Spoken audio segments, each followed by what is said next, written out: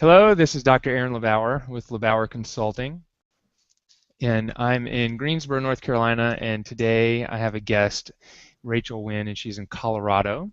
And what we're going to do is talk a little bit about marketing, websites, therapy, and telling your story. Hello, Rachel. Welcome to the broadcast. Hi, Erin. Thanks for having me. Let's see. One of the other things I want to kind of mention is I'm kind of interacted and met Rachel through Twitter, and Twitter and LinkedIn have been some of the best ways that I've connected with other therapists. And Rachel has a great blog. It's called Gray Matter Therapy, and a new website and business called Zest. And what she does is helps other small businesses tell their story. Um, and to help foster relationships with customers and potential patients. Um, so, Rachel, tell me real quick, or tell everyone real quick, how you got your start. You're a speech pathologist, is that correct? That's correct? Yeah, that's correct. So, how did you get your start in what you're doing, blogging, getting online? Are you still practicing, et cetera? Yeah, well, I finished school in 2011, and I was not involved in online community at all. Probably didn't discover Twitter as a working as a speech language pathologist until late 2012. Then once I got on there, I realized, oh my gosh, wow, I have other people that I can connect with. Um, And so I started interacting on Twitter and then found that, through talking to other people, I had more thoughts and more ideas that I wanted to express. Um, and so I started my blog. At that time, the blog was called Talks Just Fine. And it was kind of a that was kind of a reference to most people not knowing what therapists do, especially in the adult population. I don't know how many patients' rooms I walked into, and they would say, "Oh, I don't need you. I talk just fine." And so then I would explain, okay, I work with cognition and memory and swallowing and other areas too, and got a lot of feedback from that. And then as I grew as a therapist and became more confident in the niche, the specialty I was developing, I started gray matter therapy to look specifically at dementia issues and also the advocacy issues for improved elder care in the SNF setting. Awesome, awesome. And I know you have quite a big following with that. Is how how is that going? What are you doing, and how does that benefit you other than just connecting with other people? Is there anything else there, or? Well, I do sell some patient education handouts. I found that there are a lot of resources for speech therapists working with kid populations, but when you're looking for some resources and materials for adult populations, there's not much out there. And so I developed some resources that I use with my clients, and then I sell them so that other SLPs can save themselves time and not have to create those resources and have things they can share with their patients. When I do my documentation, I work PRN in a SNF. I, will state that patient education was provided regarding this, and then they communicated awareness or communicated understanding via this, and I provided written education. I like to make sure I have a conversation, and then they have something kind of to refer to, so they can develop those questions to ask Mhm. me, and we can continue discussing it next time I see them. Awesome. So, this one question pops up to me real quick is, you know, hopefully it's not too long of an answer, but what makes a successful blog?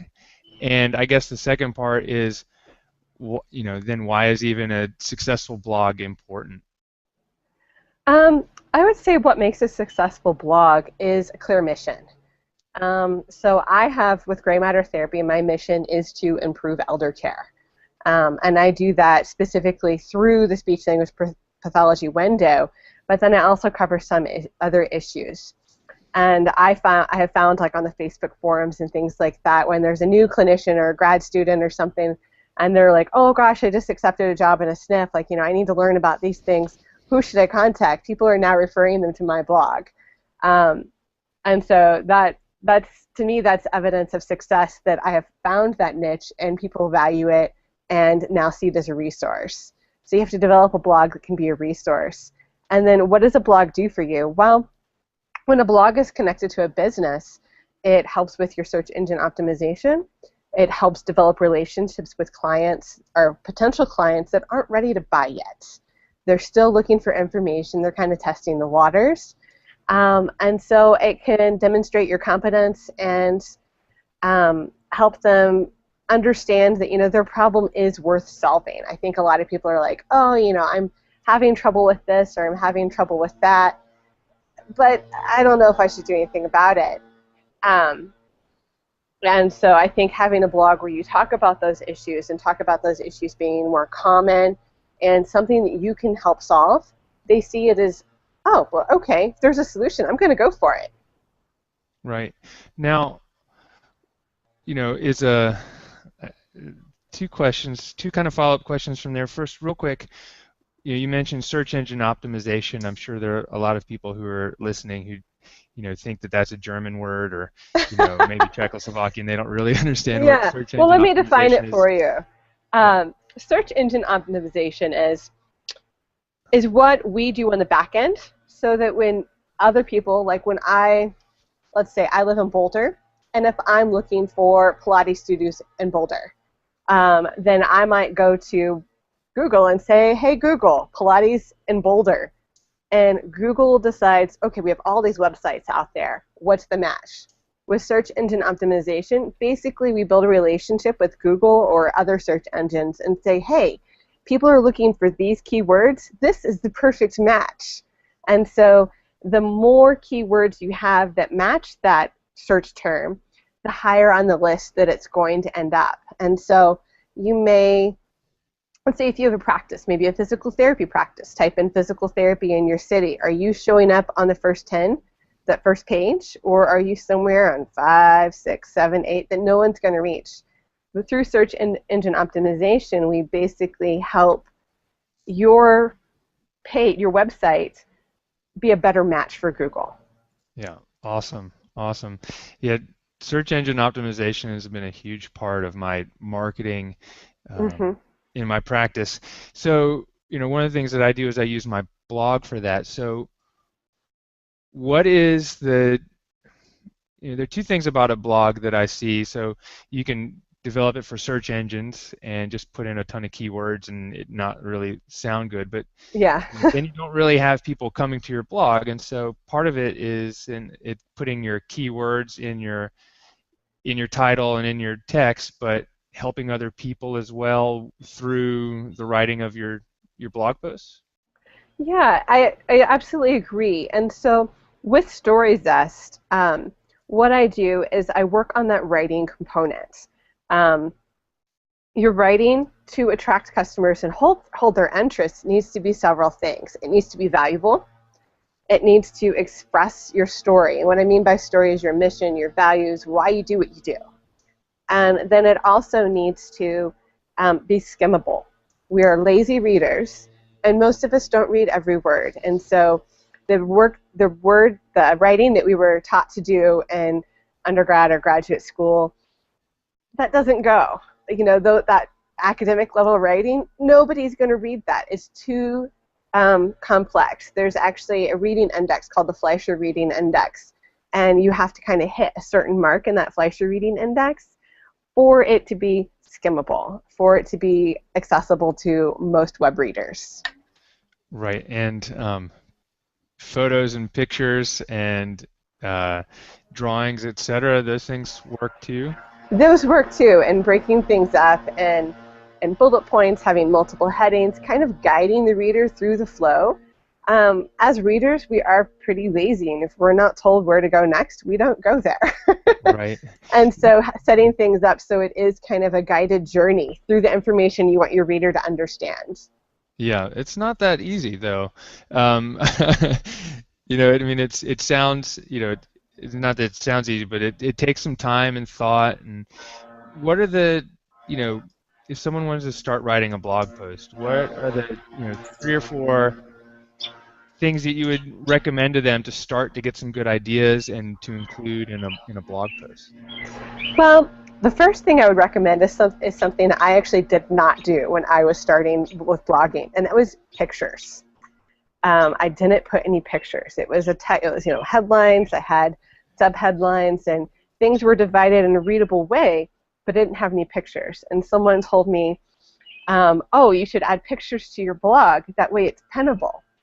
And I'm not a big Pinterest user myself, but my blog posts are all over Pinterest, especially since I started adding photos to them, because now that makes it pinnable, and you can tell what that blog post is. And there's some ways where I've added like text overlay to the picture, so you actually have a headline and my website in that picture. So when you're browsing on Pinterest, you know exactly who that came from.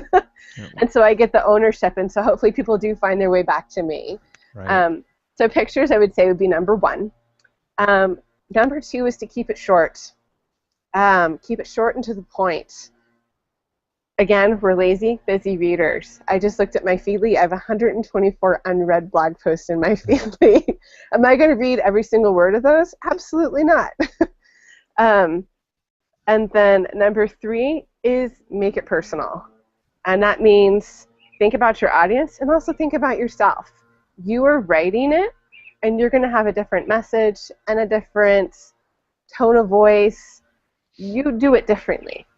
If you're an occupational therapist in a city, there's probably going to be an occupational therapist in that same city that treats pediatrics as well. You know, what are you doing that's different from that other person? Your personality and your attitude are one thing that is different. Right. Awesome. Yeah, those are great Those are great points. Where do you recommend finding pictures? Because you can't just go to Google and just like copy and paste. No, that's one of my big pet peeves, especially as I'm someone who's creating resources for others to use. You definitely need to adhere copyright guidelines. And so I do two things usually. I usually use Flickr Creative Commons for images for my blog post. And you'll see on each of my images, they'll be usually in the bottom right-hand corner, sometimes in the left if the images won't accommodate it. But I have CC in parentheses, which is the Creative Commons license, Flickr, and then the owner's name. And so I attribute that image to them. Now, for images that I'm using on a recurring basis, like I have a series of posts that's once a month that's called Ethical Considerations, I go to iStock Photo. And I get images for those because I feel like, you know, I should purchase those images, so I have the absolute right to use them. And then all the pictures on my blog, on my website, I either got from iStock Photo or I took those photos myself. Okay, awesome. Yeah, that's always been something that's hard for me. I'll finish a blog post and be like, oh, I need a picture, and I have one. I'll spend 30 minutes looking for a picture, and it just, it's like half the time, or a long time. So those are some good resources. Yeah. Another one I found that I really liked was, I think it's 123rf.com, which is similar to iStock Photo, but I found some good anatomy, type drawings and things on there for some of my stuff. So throw that out there too, because I think it was a pretty good one.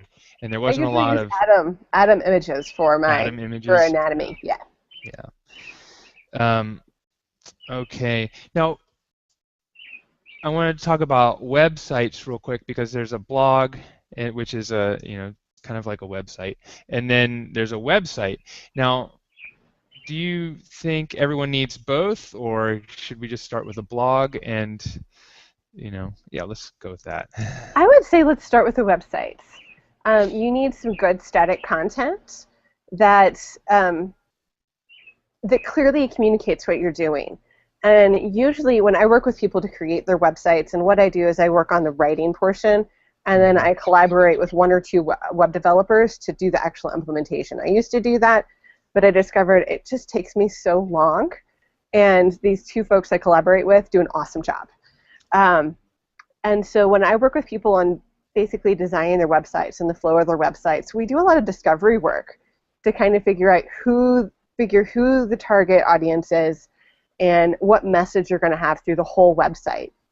And so I think starting there and just doing that discovery can help set you up for doing the blog. And I would absolutely recommend when you do the blog, set up a publication calendar first. Don't just decide, I'm going to write a blog today. Set up a calendar that'll keep you keep your content fresh, so you're not ending up with 3 blog posts one week and then 3 weeks and nothing, and then another blog post.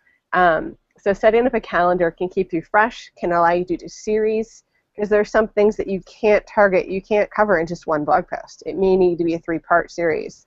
Like this month in May, I'm looking at death and dying on gray matter therapy, and we can't do that in one blog post. Right.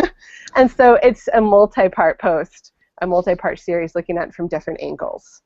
Gotcha. Awesome. Yeah, I have a hard time with that. I can't plan things out. I'll get inspired or, I'll soapbox to myself and just write it down in a blog post. Yeah.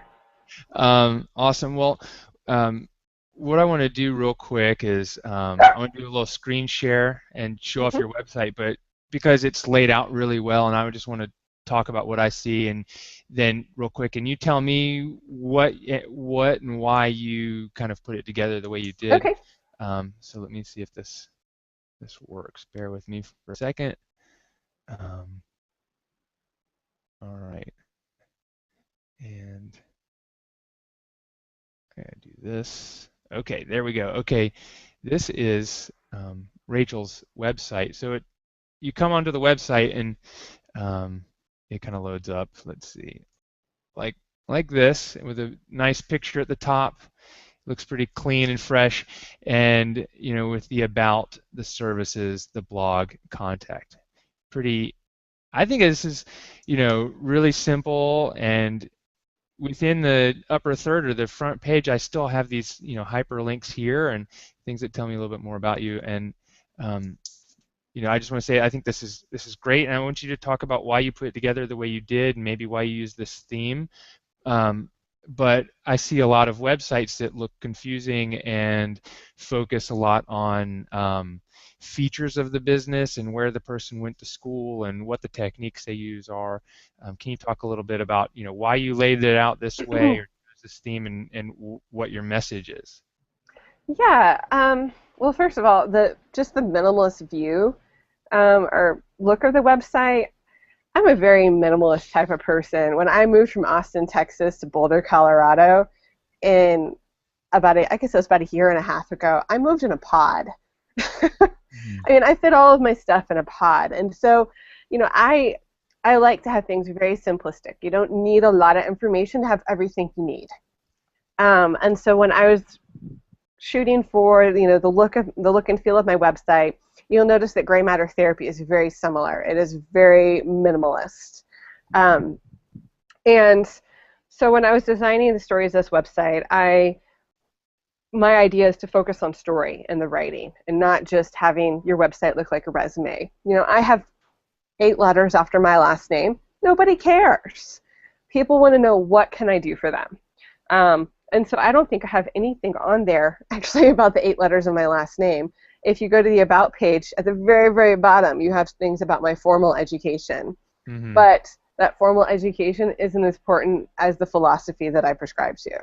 And so you have a lot more information about that.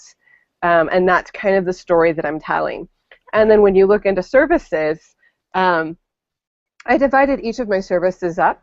That way, if I wanted to do any ads, some Craigslist ads or other sorts of ads, I can link directly to my blog services or my newsletter services or the writing and editing.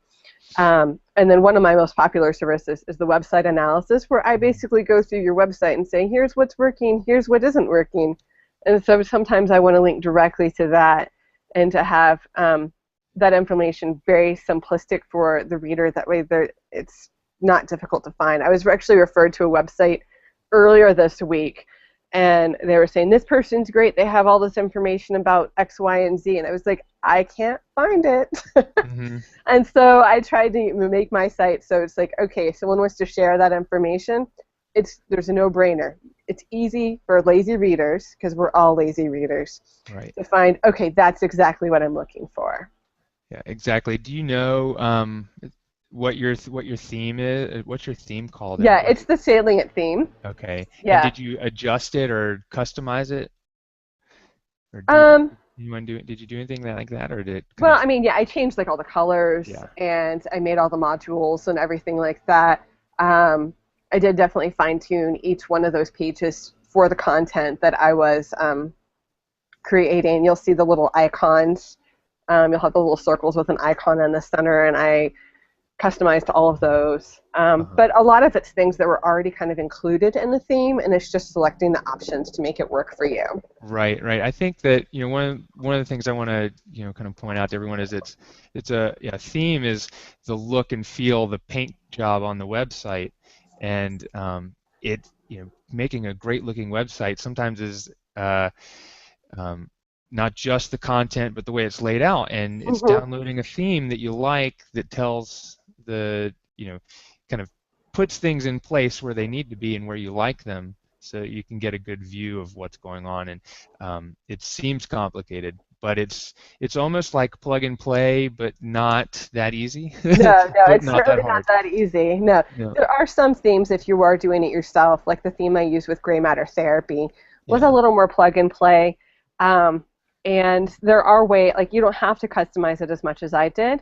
right, Um, you can just have more straight text pages, but I right, decided to do modules. Um, so I could break up the information and display it in multiple yeah. columns or in different ways, have different width bars and sliders and things like that. Yeah, it looks great, and I'm been working on another website myself, and the little things here or there, the picture size doesn't quite match up, the way you Hmm. want it to, and things like that. But in general, just starting a blog, is there a platform that you would recommend for people if they want to do it I would themselves? recommend WordPress. I think WordPress really has the best amount of plugins. And what a plugin is a plugin is kind of just an extra tool that you put in um, to kind of to make things easier. I'm a big cook, so I liken everything to cooking. And so like, I could make um, and I could make salad dressing and I could whisk it with a fork, or I could use an immersion blender. And the immersion Right. blender just makes it easier. And that's kind of what plugins are. There are some things you could do on your website, and you could do it in hard code, or you could, do it with some wonky formatting. But plugins just Right. kind of make it easy. Right. And WordPress sites come with a standard theme or two, and then there's just what, hundreds of thousands of them probably, right? Oh, yeah, there's thousands of them, and they range in price. You can get free, themes for free. I paid $55 for mine, which seems to be kind of the average price for some of the themes that are a little more robust. Mm-hmm. Mm-hmm. Awesome. Let's see. One of my other things I wanted to ask was,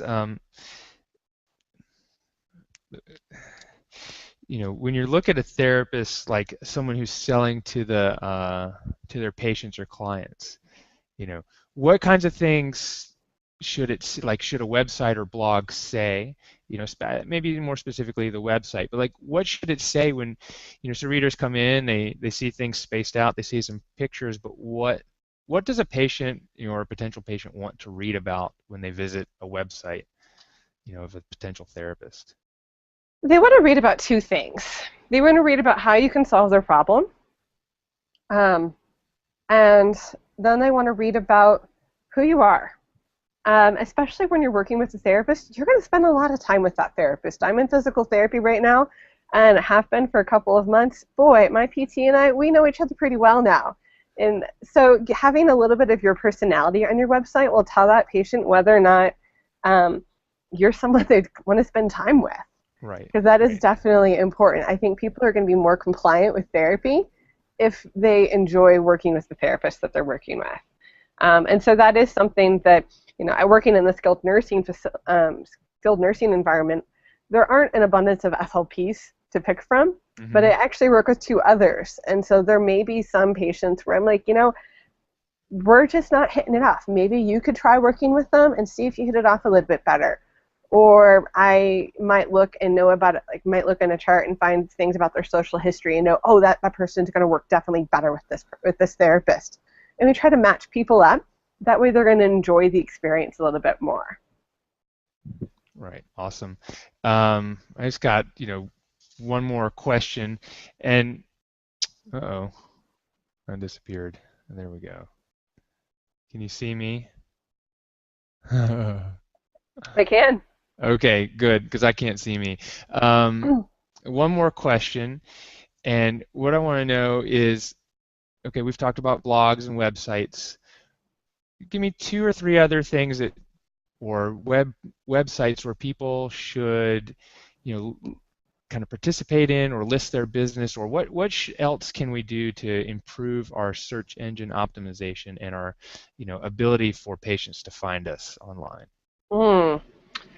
Well, that's really a great question for my husband. He does, he specializes in search engine optimization, and he does things beyond actually the text for clients. Hmm. Um, but I really do focus on making sure that text is personal and includes your keywords. Hmm. But I would say one thing you can do is you can have, I would recommend having several conversion points, is what we call them. So several things that you're asking your viewer to do.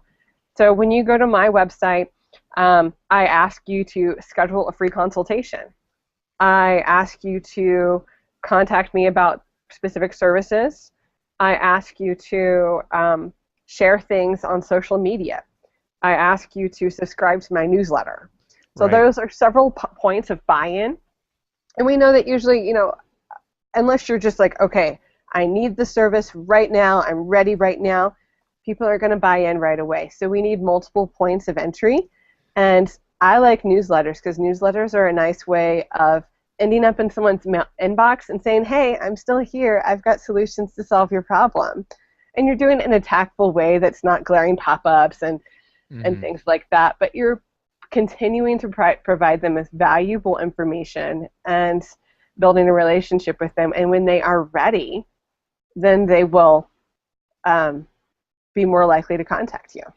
Right. So it's like a call to action. You're Yes, telling a call people to what action. what Hmm. you want them to do now that they've decided they like you. Now what do? You kind of have to tell them, right? Hmm. Or maybe they just want to find out more. Right. So So yeah, if they're they're not ready to buy, they can sign up for your newsletter. absolutely, and that's a way that people will get free tips, free information. You're continuing to they're continuing to benefit from your information, and you're continuing to build value. Right. Um, and so that's I definitely recommend, like, if someone is interested in what I do, sign up for my newsletter. See what you Right. think after getting a couple of newsletters. Can I solve your problem? And Right. try implementing what I recommend, and does it work? Right. I know some of the things I recommended. I had someone comment and say, "Oh, this decreased my bounce rate by 10%," which a bounce rate is essentially when someone hits your website and they're like, "Nope, that's not what I'm looking for," before they really even dig in. Right. Right. Awesome. I need to figure that out. You got to know what your bounce rate is too, but Yes, that's a whole Google nother Analytics. Yeah, a whole story. Yeah, nother but Google conversation. Analytics. Awesome. Yeah, I give away a book on back pain on my website. Hmm. 80% of people have back pain, and the majority of people who come to my practice are, have back pain. They're not. That's not necessarily the only thing that describes them, but so I give away a book to entice people to join my newsletter and follow my blog and information. And I get people every couple months, someone from that list calls to schedule an appointment. Hmm. It's a really powerful way to help people without, giving away anything for free. Well, it's not. We're giving away my time for free. Yeah. I'm giving away good, valuable information, but Hmm. and people get it, and it helps them. But I'm not, you know, I guess what is it called? You're multiplying yourself a Yeah, little bit. it's a little more passive. You're not Yeah. having to do it over and over independently. My free consultations are not passive, but I Right. find that like I do the initial consultation just to make sure I'm the right person for that customer. Because if Hmm. there are some people who are just like, I just want plain generic content. I just want something written. I don't want to have any involvement. That's not who I want to work for. I can't work with you. To tell your story, I need to talk to you. Right. Right. Gotcha. Awesome. Well, tell me again. What's the address of your website, or how do we find you online? What's your website? Give me two website addresses, and how do we find you on Twitter or Okay, well, LinkedIn or if you're whatever? looking for information about my writing and websites, that's StoryZest, and it's at www.storyzest.com. Or you can find me on Twitter, and that handle is StoryZest. On Facebook, it's facebook.com/StoryZest. And then if you're looking at my advocacy work, trying to figure out what I'm doing to improve healthcare for those who work in skilled nursing and the elders who receive that care, that information is at graymattertherapy.com. And the Twitter handle for that one is graymattertx, like therapy. Awesome. Well, Rachel, thank you so much. It's been a lot of fun talking to you today, and where you are looks like it's so beautiful outside that I'd It's like to threatening come to rain, but right now we check it have out. sun. Yeah. Well, enjoy the rest of your day in Colorado and Thank you. North Carolina. I will see you on the internet soon, and appreciate your Absolutely. time. Tweet Thank at you you so later. much. All right.